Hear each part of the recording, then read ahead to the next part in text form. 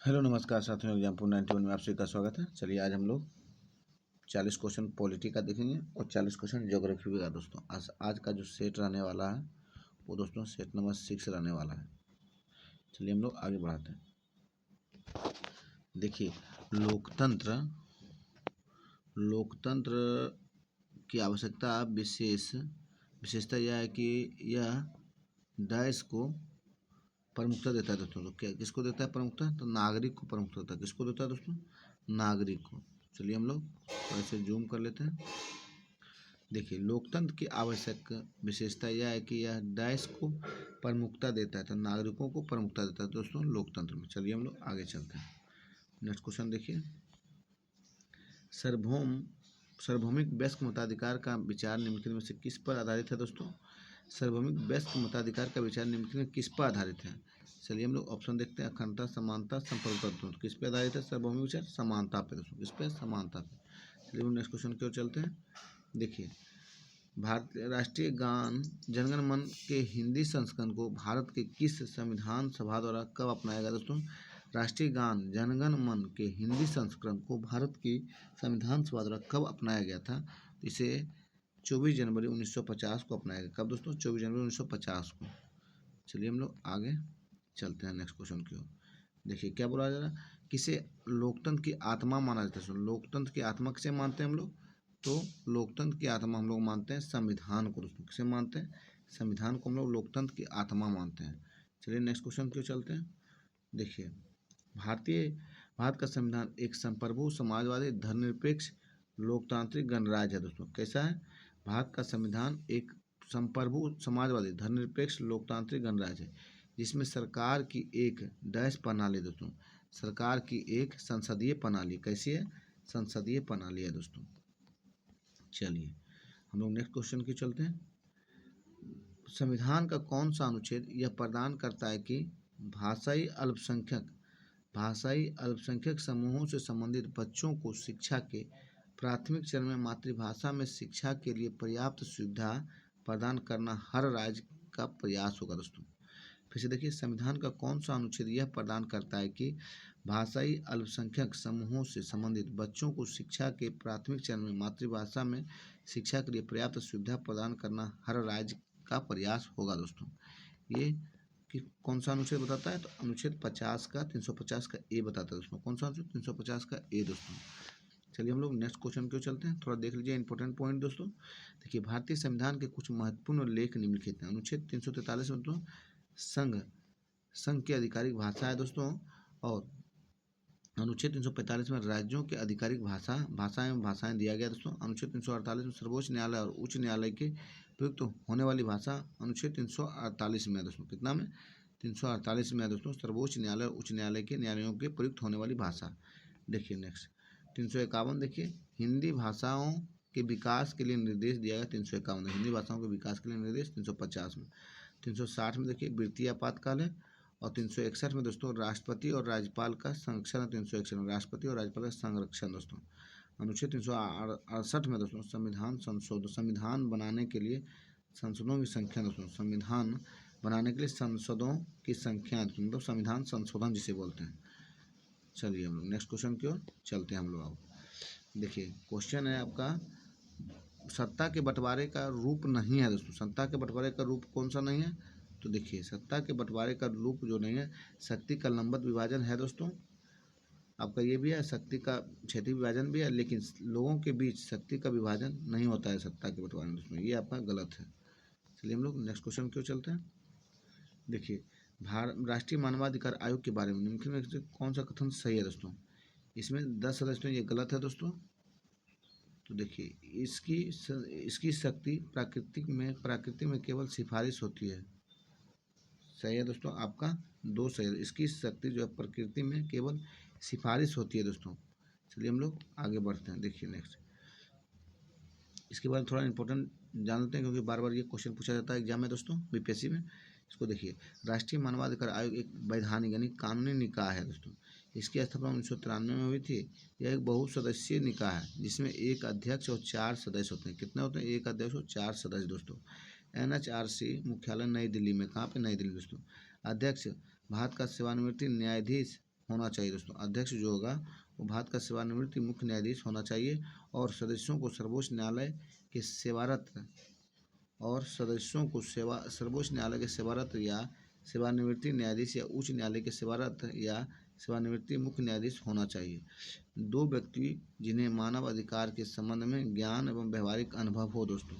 आयोग के कार्य मुख्यतः सिफारिश प्रकृति के हैं।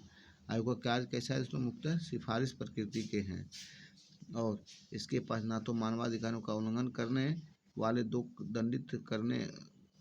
दंडित करने और ना ही कोई राहत देने की शक्ति है दोस्तों। राष्ट्रीय मानवाधिकार आयोग देखिए 12 अक्टूबर 1993 को राष्ट्रीय मानवाधिकार का गठन हुआ दोस्तों। कब हुआ था? गठित हुआ था 12 अक्टूबर 1993 को। क्षेत्राधिकार भारत सरकार के अंदर है, मुख्यालय इसका नई दिल्ली है और प्रथम कार्यकारी रंगनाथ मिश्रा थे दोस्तों। पूर्ववर्ती कार्यकारी KG बालकृष्णन थे। वर्तमान कार्यकारी HL दत्तू थे दोस्तों। वर्तमान में कार्यकारी कौन है? HL दत्तू दोस्तों। चलिए हम लोग नेक्स्ट क्वेश्चन की ओर चलते हैं। भारतीय संविधान में अवशिष्ट अधिकारों का विचार देश के संविधान से लिया गया दोस्तों। अवशिष्ट विचारों का अधिकार जो लिया गया वो कनाडियन से लिया गया। कहाँ से दोस्तों? कनाडा से दोस्तों। चलिए हम लोग नेक्स्ट क्वेश्चन की ओर चलते हैं। किस देश में सरकार संघीय स्वरूप का है? संघीय स्वरूप का जो सरकार है दोस्तों आपका ऑस्ट्रेलिया में। किसमें? ऑस्ट्रेलिया में संघीय स्वरूप का सरकार है दोस्तों। चलिए हम लोग देखते हैं। देखिए संघीय सरकार के संघीय स्वरूप सत्ता एक शक्तिशाली केंद्र सरकार और राज्यों या प्रांतों द्वारा साझा की जाती है, जिन्हें आमतौर पर अपने स्वयं के विधायिकाओं के माध्यम से पर्याप्त स्वशासन दिया जाता है दोस्तों। संयुक्त राज्य अमेरिका, ऑस्ट्रेलिया और जर्मनी का संघीय गणराज्य दोस्तों। क्या बोला गया? सरकार का संघीय स्वरूप क्या है? संयुक्त राज्य अमेरिका, ऑस्ट्रेलिया और जर्मन का संघीय गणराज्य दोस्तों। चलिए नेक्स्ट क्वेश्चन क्यों चलते हैं। ऑस्ट्रेलिया सरकार ऑस्ट्रेलिया की राष्ट्रीय सरकार है जो एक संघीय संसदीय संवैधानिक राजतंत्र है दोस्तों। सरकार का अन्य वेस्टमिंस्टर शैली प्रणालियों की तरह ऑस्ट्रेलियाई सरकार 3 शाखाओं में बनी है दोस्तों। कार्यकारी, प्रभारी मंत्री, सरकारी विभाग, विधायी। ऑस्ट्रेलिया की संसद दोस्तों। चलिए हम लोग आगे देखते हैं। ऑस्ट्रेलिया में सरकार का एक संघीय स्वरूप है। चलिए नेक्स्ट क्वेश्चन देखिए। श्रीलंकाई तमिलों ने पार्टियों और संघर्ष क्यों शुरू हुई थी दोस्तों? श्रीलंकाई तमिलों में पार्टियों और संघर्ष में क्यों शुरू हुई थी? तो दोस्तों वहाँ की तमिल को आधिकारिक भाषा के रूप में मान्यता देना दोस्तों, इसलिए ये संघर्ष शुरू हो गया दोस्तों। चलिए हम लोग आगे देखते हैं। लोकतंत्र निर्णय लेने की विशिष्ट विशेषता है दोस्तों। लोकतंत्र में निर्णय लेने की विशिष्ट विशेषता है मंत्रियों द्वारा लिए गए निर्णय दोस्तों। सही है। निर्णय लेने में प्रतिबंधित जनसंख्या भागीदारी और निर्णय के संबंध में जनता के लिए पारदर्शिता दोस्तों। आपका सी सही है दोस्तों। निर्णय लेने में निर्णयों के संबंध में जनता की प्रत्यक्ष पारदर्शिता होता है दोस्तों। चलिए हम लोग आगे चलते हैं। भारतीय संविधान सभा के लिए निम्नलिखित कथनों पर विचार करना। विधानसभा और भारतीय राष्ट्रीय कांग्रेस का वर्चस्व है। वह पार्टी जिसने भारत की स्वतंत्रता संग्राम का नेतृत्व किया था। एक सही है दोस्तों। फिर दोस्तों संविधान सभा ने जिस ढंग से काम किया वह संविधान को पवित्रता प्रदान करते हैं। संविधान सभा ने जिस ढंग से काम किया वह संविधान पवित्रता प्रदान करना है। और भारतीय संविधान लिखने वाली आपका 1 और 2 सही है दोस्तों। भारतीय संविधान लिखने वाली संविधान सभा 298 सदस्य थे दोस्तों। देखिए यहाँ पे एक छोड़ दिया गया दोस्तों। यहाँ पे 299 होगा दोस्तों। 299 सदस्य थे दोस्तों, इसलिए आपका 3 गलत है। चलिए हम लोग आगे चलते हैं। आपका 1 और 2 सही है दोस्तों। चलिए नेक्स्ट देखिए। भारतीय संविधान में डैश संशोधन में पंचायती राज प्रणाली की नींव के रूप में ग्राम सभा की परिकल्पना की गई दोस्तों। तो आप लोग जानते हैं 73वां संविधान संशोधन में पंचायती राज का नींव रखा गया था दोस्तों। चलिए नेक्स्ट क्वेश्चन क्यों। नेक्स्ट क्या बोल रहा है। राज्य परिषद के सदस्यों के लिए न्यूनतम आयु क्या होती है? 30 वर्ष दोस्तों। राज्य परिषद के लिए कितनी आयु सीमा होनी चाहिए? 30 वर्ष दोस्तों। कितना? 30 वर्ष। चलिए हम लोग नेक्स्ट क्वेश्चन क्यों चलते हैं। देखिए मंत्रिपरिषद के बारे में कौन सा कथन गलत है दोस्तों? गलत है। मंत्रिपरिषद सामूहिक रूप से लोकसभा के प्रति उत्तरदायी, ये आपका सही है दोस्तों। नेक्स्ट देखिए। जब लोकसभा मंत्रिपरिषद के खिलाफ अविश्वास प्रस्ताव पारित करती है तो मंत्रियों को उन मंत्रियों सहित इस्तीफा देना पड़ता है जो राज्यसभा से है। सही बात है दोस्तों। हमें गलत खोजना है दोस्तों। देखिए तो गलत आपका यहाँ तीसरा नंबर है दोस्तों। भारत के प्रत्येक मंत्री कानूनी जिम्मेदारी होता है, कानूनी जिम्मेदारी नहीं होता दोस्तों, क्योंकि ये 5 वर्ष के लिए बनते, इसलिए कानूनी जिम्मेदारी इनके पास नहीं होता है दोस्तों। चलिए हम लोग, ये गलत है आपका। तीसरा, भारत एक संसदीय लोकतंत्र, भारत एक संसदीय लोकतंत्र है जो डैश के बेस्ट मिनिस्टर मॉडल पर आधारित है दोस्तों। डैश के बेस्ट मिनिस्टर मॉडल पर आधारित है। किस पे आधारित है दोस्तों, आप लोग जानते होंगे। ये दोस्तों आपका यूनाइटेड किंगडम पे आधारित है। फिर से देखिए क्वेश्चन को, भारत एक संसदीय लोकतंत्र है जो डैश के इंग्लैंड के, मतलब ब्रिटेन के वेस्टमिंस्टर मॉडल पर आधारित है। किसके दोस्तों, इंग्लैंड, यूनाइटेड किंगडम दोस्तों जिसे बोलते हैं इंग्लैंड। चलिए हम लोग आगे चलते हैं। मंत्रिपरिषद में प्रधानमंत्री सहित मंत्रियों की कुल संख्या लोकसभा के सदस्यों की कुल संख्या का 15% से अधिक नहीं होनी चाहिए दोस्तों। चलिए आप लोग देखिए, ऑप्शन आपका ए है दोस्तों, ऑप्शन आपका ए ही है। चलिए हम लोग नेक्स्ट क्वेश्चन पे चलते हैं। क्वेश्चन देखिए, भारतीय संविधान का अनुच्छेद 368 संबंधित है दोस्तों। 368 किससे संबंधित है दोस्तों, धन विधेयक आपका 110 से है, सामान्य विधेयक आपका 112 से होता है, लेकिन संविधान संशोधन से पूछा गया। 368 आपका संविधान संशोधन से संबंधित है दोस्तों। चलिए, भारत में कौन सी दलीय व्यवस्था है दोस्तों, तो भारत में एक बहुदलीय व्यवस्था। कैसी है, बहुदलीय व्यवस्था है दोस्तों, यहाँ बहुत सी पार्टियां हैं दोस्तों। चलिए हम लोग आगे चलते हैं। शक्ति पृथक्करण का सिद्धांत किसके द्वारा प्रतिपादित किया गया था दोस्तों, ये मॉन्टेस्क्यू के द्वारा दोस्तों। किसके द्वारा, मॉन्टेस्क्यू के द्वारा दोस्तों। चलिए हम लोग नेक्स्ट क्वेश्चन की ओर चलते हैं। सर्वोच्च न्यायालय की घोषित पीठ, सर्वोच्च न्यायालय का घोषित पीठ कहाँ स्थित है दोस्तों, आप लोग जानते हो सर्वोच्च न्यायालय घोषित पीठ जो है ये दिल्ली में स्थित है। कहाँ पे, दिल्ली में दोस्तों। चलिए नेक्स्ट क्वेश्चन की ओर चलते हैं। तमिलनाडु में तमिलों के लिए नारा किसने दिया था दोस्तों, तमिलनाडु तमिल के लिए नारा किसने दिया था, ये दोस्तों आपका पेरियार इरामा स्वामी नायकर दिए थे। कौन दिए, पेरियार इरामा स्वामी नायकर दोस्तों। चलते हैं हम लोग आगे क्वेश्चन की ओर। सोनू ने भारत के मौलिक अधिकारों की सूचीबद्ध किया जो स्वतंत्रता, संपत्ति, समानता और धर्म का अधिकार है। उन्होंने मौलिक अधिकारों के अंतर्गत किन अधिकारों का गलत उल्लेख किया था दोस्तों, संपत्ति का उल्लेख दोस्तों। किसका किया था, संपत्ति का उल्लेख गलत किया था दोस्तों। चलिए देखिए हम लोग आगे चलते हैं। कांग्रेस प्रणाली वाक्यांश का प्रयोग किसने किया, कांग्रेस प्रणाली वाक्यांश का प्रयोग किसने किया था दोस्तों, ये रजनी कोठारी के थे। कौन के थे, रजनी कोठारी दोस्तों। चलते हैं हम लोग आगे चलते हैं। देखिए, वित्त आयोग के संबंध में कौन सा कथन सही था दोस्तों, वित्त आयोग आपका NK सिंह 15वें वित्त आयोग थे दोस्तों, सही है। संविधान के अनुच्छेद 280 में वित्त आयोग का प्रावधान है, ये भी सही है। आपका वित्त आयोग 5 साल की सिफारिश करता है, ये भी सही है दोस्तों। आपका तीनों सही है दोस्तों, इसलिए उपयुक्त 1 से अधिक हो जाएगा। चलिए नेक्स्ट क्वेश्चन पे हम लोग चलते हैं। राष्ट्रपति और उपराष्ट्रपति चुनावों से उत्पन्न होने वाले चुनावी विवादों का निपटारा किसके द्वारा किया जाता है दोस्तों, राष्ट्रपति और उपराष्ट्रपति के चुनावों से उत्पन्न होने वाले चुनावी विवादों का निपटारा किसके द्वारा किया जाता है, आप लोग जानते होंगे। ये सर्वोच्च न्यायालय के पास जाएगा विवाद दोस्तों। कहाँ पे जाएगा, सर्वोच्च न्यायालय के पास दोस्तों। चलिए हम आगे चलते हैं। राष्ट्रपति और उपराष्ट्रपति के चुनावों के उत्पन्न होने वाले चुनावी विवादों का निपटारा किसके द्वारा किया जाता है, फिर देखिए रिपीट हो गया क्वेश्चन दोस्तों, ये आपका सर्वोच्च न्यायालय के अंतर्गत जाएगा। चलते हैं नेक्स्ट क्वेश्चन की ओर। देखिए, किसी भी देश के विभिन्न समूहों के बीच सत्ता, किसी भी देश के विभिन्न समूहों के बीच सत्ता की साझेदारी का सही कारण चुनिए दोस्तों। सत्ता साझेदार करने की प्रक्रिया द्वारा देश के सभी लोग किसी देश विशेष में लोग बोली जाने वाली सभी विविध भाषाएं सीख सकते हैं। बहुसंख्यक समुदाय की अपनी इच्छा के अधिरोपण की प्रवृत्ति का नियंत्रण किया जा सकता है, ये भी सही है। और आगे देखिए, और अल्पसंख्यक पर बहुसंख्यक समुदाय अत्याचार और दमनकारी संरचना नियंत्रित किया जा सकता है, ये भी सही है। देश के सभी लोग दैनिक प्रशासन प्रक्रिया में भाग ले सकते हैं। आपका देखिए BCD सही है दोस्तों, आपका B है, C है और D सही है दोस्तों। लेकिन फिर से चलिए इसको हम देख लेते हैं एक बार। किसी भी देश के विभिन्न समूहों के बीच सत्ता के साझेदारी का सही कारण चुनिए। तो सत्ता साझा करने की प्रक्रिया द्वारा देश के सभी लोग किसी देश के विशेष में बोले जाने वाली सभी विविध भाषाएं सीख सकते हैं, ये जरूरी नहीं है दोस्तों, आपका ये गलत है।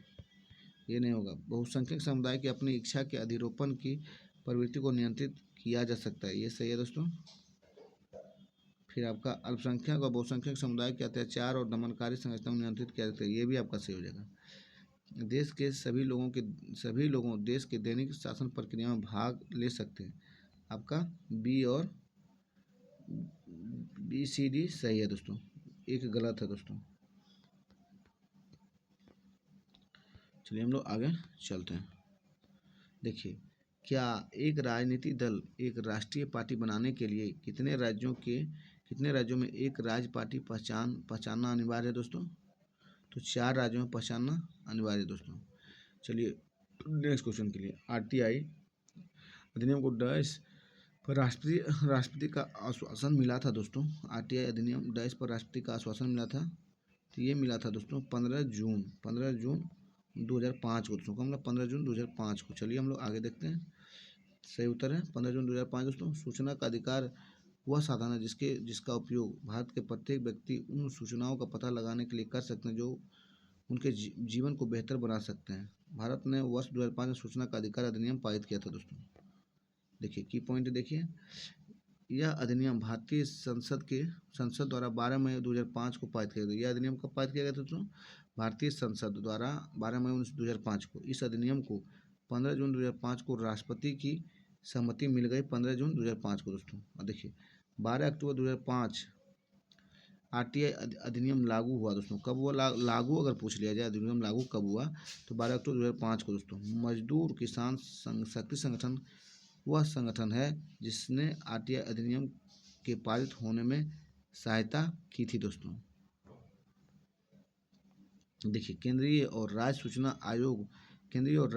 आयोग में एक मुख्य सूचना आयुक्त होता है और 10 से कम सूचना आयुक्त होते हैं। इसमें 10 से केंद्रीय और राज्य सूचना आयोगों में एक मुख्य सूचना आयुक्त होता है और 10 से कम सूचना आयुक्त होते हैं इसमें दोस्तों। भारत में पहली RTI आवेदन शाहिद रजा वर्नी द्वारा प्रस्तुत किया था। पहले RTI आवेदन किसके द्वारा दोस्तों? शाहिद रजा वर्नी द्वारा। तो किसके द्वारा? शाहिद रजा वर्नी के द्वारा दोस्तों। पूछ सकता है क्वेश्चन दोस्तों। चलिए हम लोग आगे देखते हैं। देखिए मंत्रिमंडलीय सरकार दोस्तों आपका हो जाएगा सामूहिक उत्तरदायित्व दोस्तों। सामूहिक उत्तरदायित्व हो गया। अध्यक्षात्मक सरकार दोस्तों शक्तियों का वियोजन। संघात्मक सरकार दोस्तों शक्तियों का विभाजन तो संघात्मक। एकात्मक सरकार में दोस्तों शक्तियों का केंद्रीकरण हो जाएगा एकात्मक सरकार में। शक्तियों का केंद्रीकरण एकात्मक सरकार में हो जाएगा। फिर से देखिए मंत्रिमंडलीय सरकार सामूहिक उत्तरदायित्व होगा। अध्यक्षात्मक सरकार शक्तियों का वियोजन हो जाएगा और संघात्मक सरकार शक्तियों का विभाजन। संघात्मक शक्तियों का विभाजन और एकात्मक सरकार शक्तियों का विकेंद्रीकरण दोस्तों। शक्तियों का एकात्मक केंद्रीकरण होता है। चलिए हम लोग नेक्स्ट क्वेश्चन क्यों चलते हैं। आपका A होगा तो B होगा दोस्तों। चलिए हम लोग नेक्स्ट क्वेश्चन क्यों। कौन भारत में वित्तीय आपातकाल घोषित करता है दोस्तों? वित्तीय आपातकाल घोषित आपका राष्ट्रपति करते हैं। कौन करते हैं? राष्ट्रपति दोस्तों। चलिए हम लोग नेक्स्ट क्वेश्चन क्यों चलते हैं। सरकारिया आयोग का गठन का उद्देश्य क्या था दोस्तों?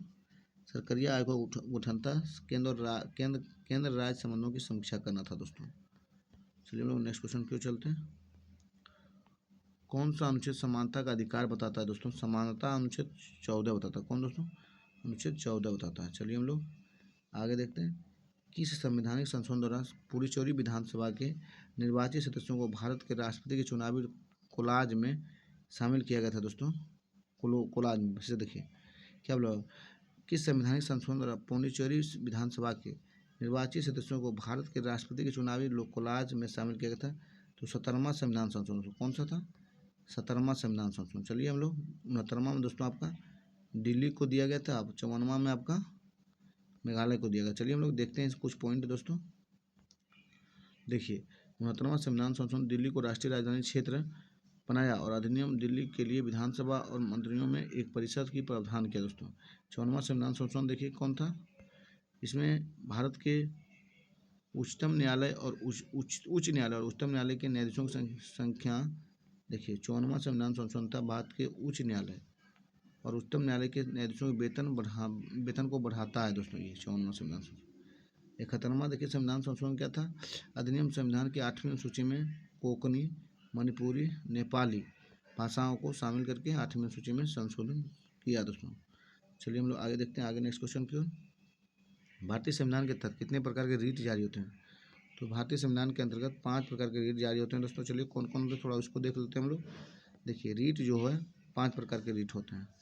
अभी पढ़े हम लोग, पाँचों प्रकार के डिफाइन करते हैं। बंदी प्रत्यक्षीकरण, देखिए बंदी प्रत्यक्षीकरण दोस्तों एक ऐसा व्यक्ति को रिहा करने के लिए इसे गैरकानूनी रूप से हिरासत में लिया गया है, चाहे वह जेल में हो या निजी हिरासत में हो। परमादेश, देखिए निजी अदालत, न्यायाधिकरण या सार्वजनिक प्राधिकरण द्वारा सार्वजनिक कर्तव्यों के प्रदर्शन को सुरक्षित करने के लिए कहता है दोस्तों, आदेश देता है परमादेश में दोस्तों। और उत्प्रेषण तो आप लोग जानते ही होंगे। उत्प्रेषण में दोस्तों आपका हो जाएगा पहले से ही एक अवर न्यायालय, न्यायाधिकरण या अर्ध न्यायिक प्राधिकरण द्वारा पारित आदेश को रद्द करने के लिए करना। उत्प्रेषण मतलब पहले से ही एक अवर न्यायालय, न्यायाधिकरण या अर्ध न्यायिक प्रक्रिया द्वारा पारित आदेश को रद्द करने के लिए उत्प्रेषण करता है। निषेध, देखिए एक अवर न्यायालय को किसी विशेष मामले में कार्यवाही को जारी रखने से रोकने के लिए जहां उसका कोई अधिकार क्षेत्र नहीं है दोस्तों, ये निषेध है। चलिए हम आगे देखते हैं। अधिकार परीक्षा, देखिए किसी व्यक्ति को सार्वजनिक पद धारण करने से रोकना, जिसके लिए वह हकदार नहीं है, ये अधिकार परीक्षा है दोस्तों। चलते हम लोग नेक्स्ट क्वेश्चन की ओर। ग्राम पंचायत का चुनाव कौन करता है दोस्तों? तो राज्य चुनाव आयोग करता है। चलिए हम लोग नेक्स्ट क्वेश्चन की ओर चलते हैं। ब्रुसेल्स एक विशेष समस्या प्रस्तुत की, यह क्या थी दोस्तों? तो यह था डच भाषी लोगों ने देश में बहुमत का गठन किया, लेकिन ये गलत है। राजधानी में अल्पसंख्यक थे दोस्तों, बात सही है दोस्तों, आपका 2 सही है। चलिए हम लोग आगे चलते हैं। भारतीय संविधान के भाग 1 में कौन सा अनुच्छेद है दोस्तों? तो भाग 1 में 1 से 4 तक अनुच्छेद का वर्णन किया। कितना दोस्तों? 1 से 4 तक। चलिए हम लोग आगे चलते हैं। धन्यवाद दोस्तों, आपका पॉलिटी कंप्लीट हुआ 40 क्वेश्चन। चलिए हम लोग 40 क्वेश्चन अब ज्योग्राफी देखते हैं दोस्तों।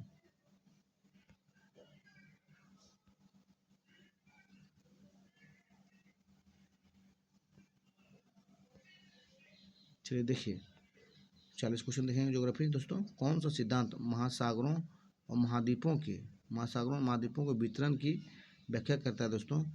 महासागरों और महाद्वीपों के वितरण की व्याख्या करता है, एकदम ध्यान से पढ़िए और ध्यान से लगाइए। ये करता है महाद्वीपीय प्रवाह दोस्तों। कौन करता है? महाद्वीपीय प्रवाह।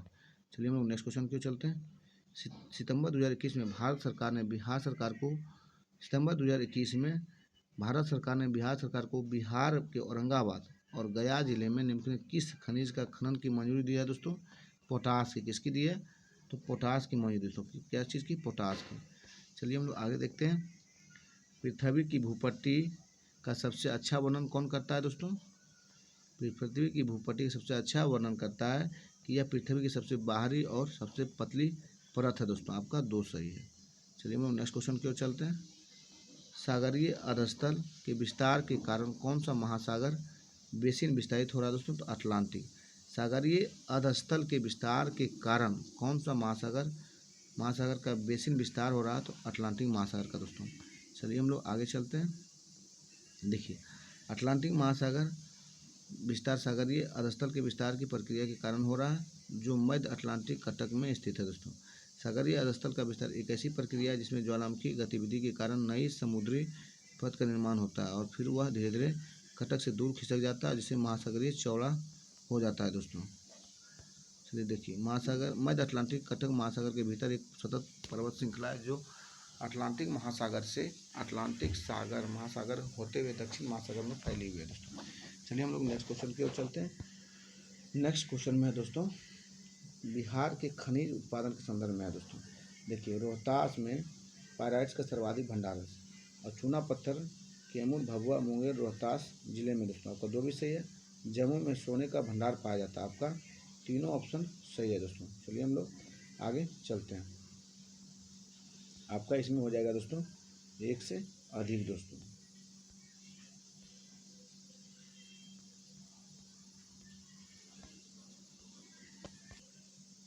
चलिए हम लोग आगे चलते हैं। देखिए नेक्स्ट क्वेश्चन क्या बोला जा रहा है। कि निम्नलिखित कथनों पर विचार करें। जिम कॉर्बेट बाघ अभयारण्य भारत के बाघों का घनत्व सबसे अधिक है दोस्तों, सही बात है। यह उत्तराखंड के नैनीताल जिले में स्थित, ये भी सही है। लुप्तप्राय बंगाल बाघ की रक्षा के लिए 1936 में हेली राष्ट्रीय उद्यान के रूप में राष्ट्रीय उद्यान की स्थापना की गई थी दोस्तों। आपका तीनों सही है दोस्तों, इसमें एक भी गलत नहीं है दोस्तों, आपका एक से अधिक हो जाएगा दोस्तों। चलिए हम लोग नेक्स्ट क्वेश्चन की ओर चलते हैं। देखिए 8 अगस्त 1936 को भारतीय राष्ट्रीय उद्यान हेली राष्ट्रीय उद्यान के रूप में स्थापित किया गया था और जिसका नाम संयुक्त प्रांत ने ब्रिटिश भारत के तत्कालीन गवर्नर सर मैकलन हेली के नाम पर रखा गया था दोस्तों। यह एशिया का पहला राष्ट्रीय उद्यान था दोस्तों। क्या था? एशिया का सबसे पहला राष्ट्रीय उद्यान था दोस्तों, इसलिए कथन 3 सही है। चलिए दोस्तों नीचे देखते हैं। भारत में जिम कॉर्बेट बाघ अभयारण्य में बाघों की घनत्व सबसे अधिक है, इसके बाद काजीरंगा और नागर हॉल का स्थान आता है दोस्तों। कथन 2 भी सही है। यह उत्तराखंड के नैनीताल जिले में स्थित है, कथन 2 भी सही है दोस्तों, एक भी या दो तीनों सही था दोस्तों। चलिए हम लोग आगे देखते हैं। देखिए कॉर्बेट नेशनल पार्क संदर्भ में निम्नलिखित कथनों पर कौन सा कथन सही है दोस्तों। यह भारत का पहला बृहद राष्ट्रीय उद्यान है दोस्तों। भारत का पहला बृहद मतलब सबसे बड़ा दोस्तों, सही बात है। इसकी स्थापना 1936 में होती है, सही बात है दोस्तों।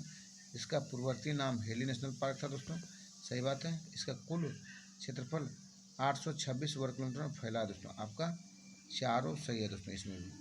चलिए हम लोग आगे चलते हैं दोस्तों।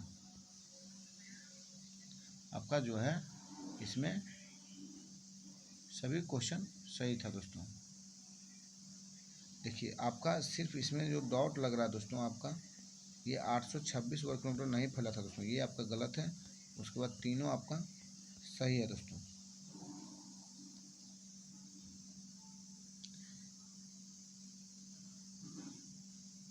जिस समय बना था दोस्तों उस समय ये 509 वर्ग मील में फैला था। कितना दोस्तों? 509 वर्ग मील में फैला था, 804 में नहीं था दोस्तों, गलत था वहाँ पे दिया हुआ। देखिए पूर्णा, गिरना, बोरी और शिवा नदियाँ किस नदी की सहायक नदी दोस्तों? तो ताप्ती की है। किसकी दोस्तों? ताप्ती की सहायक नदी है, इसलिए इनमें से कोई नहीं होगा दोस्तों। चलिए हम लोग आगे चलते हैं दोस्तों। नेक्स्ट क्वेश्चन देखिए पढ़ लेते हैं थोड़ा। तापी पूर्णा नदी की सहायक नदी है दोस्तों। तापी एक मध्य भारतीय नदी है। यह पूर्व से पश्चिम की ओर बहने वाली प्रायद्वीपीय भाग की सबसे महत्वपूर्ण नदियों में से एक है दोस्तों। पूर्णा तापी की सहायक नदियों में से एक है जो बाईं ओर से मिलती है दोस्तों। चलिए हम लोग आगे देखते हैं। इसका उद्गम दक्षिण मध्य प्रदेश राज्य पूर्वी सतपुड़ा पर्वतमाला में होता है दोस्तों। तापी नदी की प्रमुख सहायक नदियाँ बाखूर नदी और आनेर नदी और गिरना नदी और पूर्णा नदी, पंजरा नदी और बोरो नदी पे स्थित है दोस्तों। देखिए तवा नदी नर्मदा नदी की सहायक नदी है, तवा दोस्तों। नर्मदा की नदी सबसे लंबी सहायक नदी दोस्तों। इसका उद्गम सतपुड़ा पर्वत श्रृंखला से है दोस्तों। यह होशंगाबाद जिले में नर्मदा में मिलती है। इसकी लंबाई 172 है दोस्तों। देखिए नर्मदा। चलिए हम लोग नेक्स्ट क्वेश्चन की ओर चलते हैं। क्वेश्चन नेक्स्ट है दोस्तों, कृष्णा और कावेरी नदियों का समान बेसिन राज्य निम्नलिखित में से कौन सा है दोस्तों। तो देखिए क्या बोला, कृष्णा और कावेरी नदियों का समान बेसिन राज्य पूछ रहा है दोस्तों, तो ये आपका कर्नाटक होगा। क्या होगा दोस्तों? कर्नाटक। चलिए हम लोग आगे देखते हैं। देखिए कर्नाटक नदी का उद्गम अरब सागर के लगभग 64 किलोमीटर 40 मील महाबलेश्वर के उत्तर में लगभग 1337 मीटर की ऊंचाई पर पश्चिम घाट में होता है दोस्तों। कृष्णा नदी का बेसिन कर्नाटक, तेलंगाना है और आंध्र प्रदेश और महाराष्ट्र राज्यों में स्थित है दोस्तों। कावेरी नदी कर्नाटक राज्य का कोडागू जिले से पश्चिम घाट में ब्रह्मगिरी रेंज में ताल कावेरी में निकलती है दोस्तों। कावेरी नदी की बेसिन 3 राज्यों और एक केंद्र शासित प्रदेश से शामिल है दोस्तों, तमिलनाडु, कर्नाटक और केरल और पुदुचेरी दोस्तों। कहाँ है कावेरी नदी का? तमिलनाडु, कर्नाटक, केरल और पुदुचेरी दोस्तों। इसलिए कृष्णा और कावेरी नदियों का समान बेसिन कर्नाटक राज्य दोस्तों। कहाँ पे? कर्नाटक राज्य। चलिए नेक्स्ट क्वेश्चन क्यों चलते हैं। दी गई किस्मों की फसल को पहचानिए। अमृता, हर्षिता, पूर्णा दोस्तों। ये गेहूं की फसल है। किसकी दोस्तों? गेहूं की फसल है। चलिए हम लोग आगे देखते हैं। 2000 से 2010 की अवधि के दौरान विश्व युवा जनसंख्या की वार्षिक वृद्धि क्या है दोस्तों? तो 1.18 है दोस्तों। कितना? 1.18 वृद्धि है दोस्तों। चलिए हम लोग नेक्स्ट क्वेश्चन की ओर चलते हैं। सूची में उस वस्तु का चयन कीजिए जो प्राकृतिक संसाधन नहीं है दोस्तों। प्राकृतिक संसाधन जो नहीं है आपका देखिए मिट्टी जल है, विद्युत आपका प्राकृतिक संसाधन नहीं है दोस्तों, इसे तैयार किया जाता है।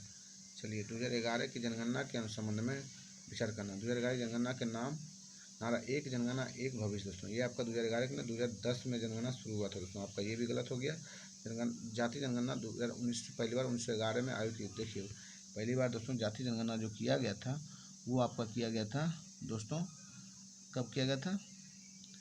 1931 में किया गया। जाति जनगणना जो किया गया था 1931 में दोस्तों, पहली बार कब? 1931 में।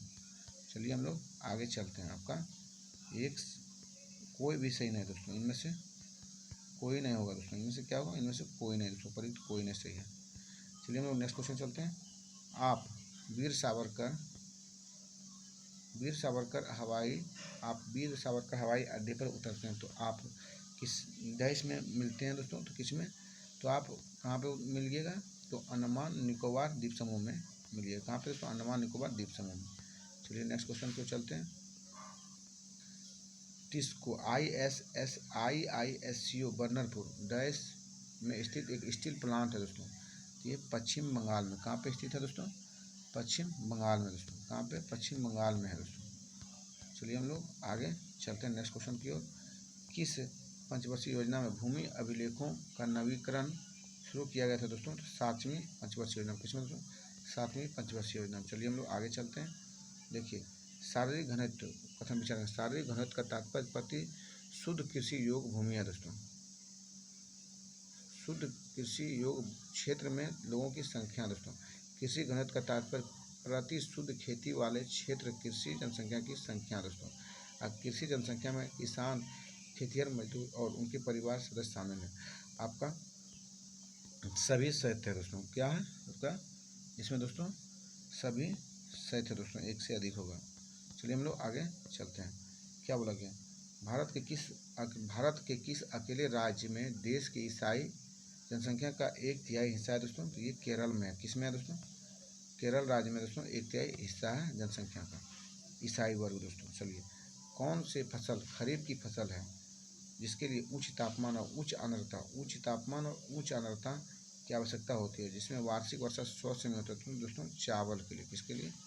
चावल दोस्तों। चलिए ऑप्शन में होगा चावल दोस्तों आपका तीसरा नंबर में। चलिए हम लोग नेक्स्ट क्वेश्चन की ओर चलते हैं। भारत में नमक उत्पादन में अग्रणी राज्य कौन है दोस्तों? नमक उत्पादन में भारत में जो अग्रणी राज्य है वो आपका कौन है दोस्तों? तो गुजरात है। कौन है? गुजरात दोस्तों। नमक उत्पादन में कौन सा राज्य है? तो आप लोग जानते हैं गुजरात है दोस्तों, समुद्र तटीय इलाका है ये। चलिए 20वीं शताब्दी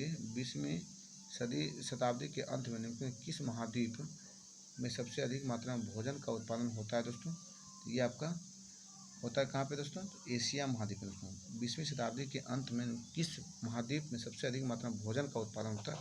एशिया महाद्वीप में दोस्तों। चलिए हम लोग आगे चलते हैं। राम सेतु एडम्स ब्रिज किस जल संधि में स्थित है दोस्तों? तो ये आपका पाक जल संधि। राम सेतु किस में? पाक जल संधि में दोस्तों। चलिए हम लोग आगे चलते हैं नेक्स्ट क्वेश्चन की ओर। यूएनडीपी की मानव विकास रिपोर्ट 2016 के अनुसार शीर्ष तीन में कौन सा है दोस्तों? कौन सा देश है? आप जानते हैं नॉर्वे है, ऑस्ट्रेलिया है और स्विट्जरलैंड है दोस्तों। Norway, Australia, Switzerland. चलिए नेक्स्ट क्वेश्चन की ओर। कौन सा अयस्क लोहे का बीज है दोस्तों? हेमाटाइट है, आपका साइडराइट है और लिमोनाइट है दोस्तों। वेल्फ्रो और ये सब नहीं है दोस्तों। आपका एक सही हो जाएगा, फिर आपका 4 से होगा, एक 5 से है दोस्तों। देखिए आपका हेमाटाइट हो गया, आपका साइडराइट हो गया और लिमोनाइट हो गया दोस्तों। चलिए 1, 4, 5 देखिए कौन में है? आपका यहाँ पे है दोस्तों। चलिए नेक्स्ट क्वेश्चन की ओर। अयस्क और लो तत्व की मात्रा के आधार पर लो अयस्क विभिन्न प्रकार में वर्गीकृत किए जाते हैं दोस्तों। देखिए मैग्नेटाइट Fe3O4 और हेमेटाइट Fe2O3 दोस्तों, दोनों में अंतर देखिए दोस्तों। मैग्नेटाइट जो है Fe3O4 है, Fe3O4। हेमेटाइट जो है Fe3O3। बस 4 यहाँ लगेगा तो आपका हो जाएगा। देखिए Fe3 और O4 तो मैग्नेटाइट हो जाएगा, ये ध्यान रखना आपको। कॉमन क्वेश्चन है उसमें, इसमें गलती करता है इंसान। हेमाटाइट में दोस्तों Fe2O3 होगा, Fe2 होगा, यहाँ ई की जगह 2 होगा, O3 हो जाएगा, इसे हेमाटाइट कहेंगे। अच्छी गुणवत्ता वाले अयस्क हैं, लिमोनाइट और साइड राइट आदि निम्न अयस्क हैं दोस्तों, जिसकी अपनी अनूठी विशेषताएं दोस्तों। सेल्फ स्फेलेराइट जिंक का अयस्क है, किसका दोस्तों? जिंक का अयस्क है। और वोल्फ्रामाइट ये टंगस्टन का अयस्क, किसका? टंगस्टन का अयस्क है दोस्तों। चलिए हम लोग आगे बढ़ते हैं दोस्तों। चलिए गलत युग्म को पहचानना है दोस्तों, गलत युग्म को चुनना है। खाद्य फसल गेहूँ सही, ये सही युग्म है दोस्तों। चारा फसल अल्फाफा है दोस्तों, ये भी सही है। देखिए चलिए गलत को खोजना है। नकदी फसल आपका जौ नहीं है दोस्तों, ये आपका गलत है। नकदी फसल में दोस्तों कद्दू, खीरा, ककड़ी, तरबूज ये सब आता है। चलिए हम लोग आगे देखते हैं। ग्रीष्म ऋतु में मानसूनी पवनें कहाँ से बहती है दोस्तों? ग्रीष्म ऋतु में मानसूनी पवनें अगर पूछ लिया जाए कहाँ से बहती है? समुद्र से भूमि की ओर। कहाँ से बहती है? समुद्र से भूमि की ओर, समुद्र से भूमि की ओर बहती है दोस्तों। चलिए हम लोग आगे चलते हैं। देखिए समुद्र से भूमि की ओर बहती है। ग्रीष्म ऋतु में मानसूनी पवनें समुद्र से भूमि की ओर बहती है। उत्तर पूर्वी मानसून जिसे शीत मानसून के रूप में भी जाना जाता है, भूमि में समुद्र क्षेत्र की ओर चलती है। जब दक्षिण पश्चिम मानसून जिसे ग्रीष्म मानसून के रूप में जाना जाता है, हिंद महासागर, अरब सागर और बंगाल की खाड़ी को पार करने के बाद समुद्र से भूमि क्षेत्रों में चलता है। दक्षिण पश्चिम मानसून अधिकांश वर्षा लाता है। गर्मियों के दौरान विदेशों में तापमान कम होता है। गर्मी के दौरान विदेशों में तापमान कम होता है, इससे समुद्र के ऊपर उच्च दबाव का क्षेत्र बन जाता है दोस्तों। चलिए घोस्ट टाउन से भूत नगर एक उदाहरण है दोस्तों, किसका है? तो आप लोग जानते होंगे किसका उदाहरण है घोस्ट नगर दोस्तों। जल्दी से आप लोग बोले परित्याग अधिवास है दोस्तों। उसके बाद क्या है? तो आपका घोस्ट नगर जो होगा वो आपका भूत नगर जो है दोस्तों, ये हो जाएगा परित्याग अधिवास दोस्तों। क्या होगा? परित अभ्यास दोस्तों, आपका यही होगा दोस्तों। चलिए हम लोग नेक्स्ट क्वेश्चन की ओर चलते हैं। नेक्स्ट क्वेश्चन में क्या बोला गया देखिए। पश्चिमी विक्षोभ के संबंध में कौन सा प्रश्न विचार करते हैं? ये डिस्प्रेशन भूमध्य सागर से निकलने वाली अवशिष्ट वताग्र चक्रवात है दोस्तों, आपका दो सही है। उपोष्ण कटिबंधीय जेट धारा की दक्षिणी उपखंड पश्चिमी अवसाद के संचलन के लिए जिम्मेदार है दोस्तों, ये भी सही है। रास्ते में कैस्पियन सागर और काला सागर से नमी लेता है दोस्तों, तो आपका सभी सही है दोस्तों। आपका ये भी है, दो भी और तीन भी दोस्तों, आपका 1 2 3 सही है दोस्तों। चलिए हम लोग आगे बढ़ते हैं। उपयुक्त एक से अधिक हो जाएगा दोस्तों। चलिए नेक्स्ट क्वेश्चन की ओर। नेक्स्ट में बोल रहा है कि विभिन्न समांतर हिमालय पर्वतमालाओं पर विचार करें, उनकी बढ़ती ऊंचाई के सही क्रम दोस्तों। देखिए तो आपका शिवालिक हो जाएगा, हिमाचल हो जाएगा और बृहद हिमालय दोस्तों, आपका 1 हो जाएगा, 2 हो जाएगा, 3 हो जाएगा दोस्तों, आपका तीनों हो जाएगा। चलिए हम लोग देखते हैं। शिवालिक देखिए, शिवालिक बाहरी हिमालय के रूप में भी जाना जाता है। शिवालिक को दोस्तों बाहरी हिमालय के रूप में भी जाना जाता है। यह हिमालय सबसे बाहरी और सबसे छोटी श्रेणी है दोस्तों। शिवालिक की औसत ऊंचाई 1300 मीटर तक है दोस्तों। इसकी चौड़ाई 10 से 50 मीटर है। शिवालिक कितने? 10 से 50 किलोमीटर दोस्तों शिवालिक की चौड़ाई है। ऊंचाई 1300 मीटर है। हिमाचल देखिए, हिमाचल में दोस्तों हिमालय को लघु हिमालय या मध्य हिमालय भी कहा जाता है। हिमाचल को दोस्तों क्या कहते हैं? लघु हिमालय या मध्य हिमालय के नाम रूप में भी जाना जाता है, क्योंकि यह हिमालय के मध्य में स्थित है। कहाँ पे? मध्य में दोस्तों। तो इसकी औसत ऊंचाई 3700 से 4500 मीटर है तक है। इसकी लंबाई 50, इसकी चौड़ाई जो है 50 किलोमीटर दोस्तों। कितनी? 50 किलोमीटर। फिर पंजाल हिमाचल हिमालय की सबसे बड़ी श्रृंखला है फिर पंजाल में। हिमाचल हिमालय सबसे बड़ी श्रृंखला कौन है? फिर पंचाल दोस्तों। चलिए देखिए बृहद हिमालय देखिए, बृहद हिमालय या हिमाद्री, बृहद हिमालय या को हम हिमालय की सबसे ऊपरी श्रेणी है दोस्तों। बृहद हिमालय जो है बृहद हिमालय को हिमाद्री के नाम से भी जानते हैं, या बृहद सबसे ऊपरी श्रेणी दोस्तों। इसकी औसत ऊंचाई 6000 मीटर है और इसकी औसत चौड़ाई 150 किलोमीटर। औसत चौड़ाई कितना दोस्तों? 150 किलोमीटर है। चलिए हम लोग आगे चलते हैं दोस्तों। चलिए हम लोग आगे नेक्स्ट क्वेश्चन को चलते हैं। देखिए क्या बोला रहा है। कौन सा जिला बिहार के उत्तर पूर्वी कृषि जलवायु क्षेत्र का हिस्सा नहीं है पूछा दोस्तों। तो आपका सारण नहीं है। कौन नहीं है? सारण दोस्तों नहीं है, कटिहार और पूर्णिया है दोस्तों। चलिए हम लोग आगे नेक्स्ट क्वेश्चन की ओर देखते हैं। देखिए मैकमोहन लाइन एक ऐसा रेखा है जो चीन और किस भारतीय राज्य क्षेत्र को अलग करता है दोस्तों? मैकमोहन लाइन तो ये करता है आपका दोस्तों, इसे अलग करता है अरुणाचल प्रदेश को। तो मैकमोहन लाइन ऐसी रेखा है जो चीन और अरुणाचल प्रदेश, चीन और किस भारतीय राज्य से लगता है, तो अरुणाचल प्रदेश है दोस्तों। चलिए हम लोग आगे देखते हैं। चलिए नेक्स्ट क्वेश्चन की ओर चलते हैं हम लोग। देखिए भारतीय रेगिस्तान की विशेषताओं के बारे में कौन सा कथन गलत है, पूछा दोस्तों, गलत। इसे मरुस्थल के नाम से सही है दोस्तों। और यह अरावली पहाड़ी के उत्तर पश्चिम में स्थित है, ये भी सही है। इसमें 250 नहीं दोस्तों, 150 मिलीमीटर बारिश होती है दोस्तों, ये आपका ये गलत है दोस्तों। चलिए हम लोग आगे चलते हैं। कौन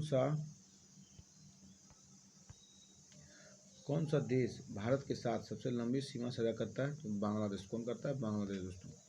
चलिए हम लोग नेक्स्ट क्वेश्चन की ओर चलते हैं।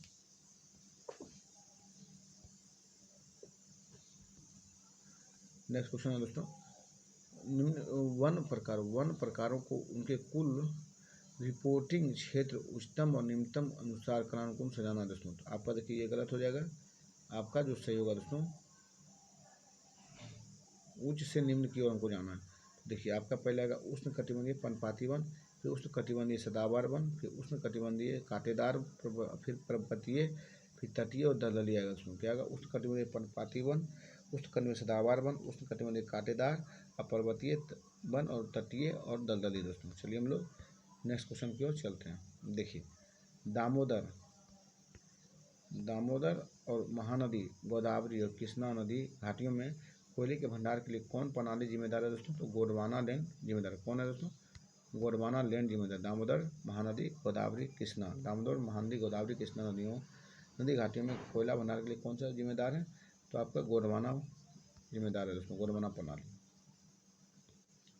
देखिए चाय भारत में कॉफ़ी खेती के संदर्भ में कथनों विचार करना। रोबस्टा की तुलना में अरेबिका कॉफ़ी में कैफीन की मात्रा दुगनी होती है, उसमें गलत है, ये दुगनी नहीं होती है। ब्राज़ील में 2020 में दुनिया भर में वियतनाम की तुलना में लगभग दुगनी कॉफ़ी निर्यात करके शीर्ष स्थान पर दावा किया दोस्तों। आपका 2 सही है, आपका 2 जो है 100% सही है दोस्तों।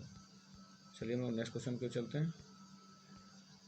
कौन सा सुमेलित नहीं है दोस्तों, पूछा है। तो भितरकनिका जो है महानदी पे नहीं दोस्तों, ये ब्राह्मणी नदी पर है दोस्तों। पन्ना केन पे है दोस्तों, ये सही है। नेक्स्ट देखिए, और कार्बेट रामोआ, ये भी आपका सही है। चलिए देखते हैं हम लोग नेक्स्ट क्वेश्चन की ओर दोस्तों। भितरकनिका महानदी पे नहीं है दोस्तों, ये गलत है। भितरकनिका राष्ट्रीय उद्यान ब्राह्मणी और बैतरणी नदी डेल्टा पर स्थित है। कहाँ, ब्राह्मणी और बैतरणी नदी डेल्टा पर दोस्तों। यह 672 किलोमीटर भितरकनिका भारतीय वन्यजीव अभयारण्य उड़ीसा के विशाल क्षेत्र में फैला यह भारत का दूसरा सबसे बड़ा मैंग्रोव परितंत्र है दोस्तों। बंगाल की खाड़ी से निकटता क्षेत्र की मिट्टी को लवण और वनस्पति से समृद्ध बनाती है और अभयारण्य की प्रजातियों उन लोगों को मिलकर बनती है जो मुख्य रूप से उष्णकटिबंधीय और उष्णकटिबंधीय अंतर ज्वार क्षेत्रों में पाए जाते हैं। लुप्तप्राय खारे। आगे चलिए हम लोग देखते हैं। कौन सा भौगोलिक कारक जनसंख्या के वितरण को प्रभावित करता है, स्थलाकृति, जलवायु, मृदाएं। संस्कृति नहीं करता है दोस्तों। कौन करता है, स्थलाकृति, जलवायु, मृदा दोस्तों। चलिए हम लोग आगे चलते हैं। आपका ABC होगा दोस्तों। चलिए हम लोग नेक्स्ट क्वेश्चन के चलते हैं। कौन सा पठार लो अयस्क, मैग्नीज और अभ्रक के समृद्ध भंडार के लिए जाना जाता है दोस्तों, तो आप लोग जानते होंगे, ये छोटा नागपुर पठार को जानते हैं। किसे दोस्तों, छोटा नागपुर पठार को जाना जाता है।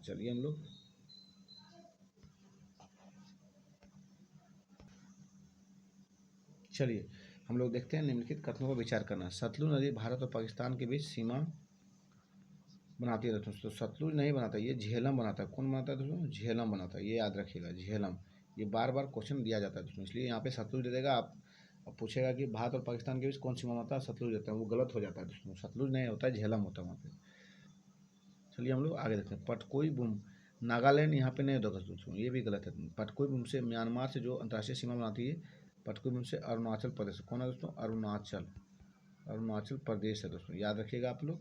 और तीसरा देखिए मणिपुर पहाड़ियाँ मणिपुर और म्यांमार के बीच सीमा बनाता है। आपका तीसरा सही दिया गया दोस्तों। पूछा कौन सही है, तो आपका केवल 3 सही है दोस्तों। चलिए हम लोग आगे देख लेते हैं थोड़ा दोस्तों केवल 3 आपका यहाँ पे सही है। चलिए देखिए नेक्स्ट क्वेश्चन की ओर हम लोग अंदर देखते हैं थोड़ा डिस्कशन का।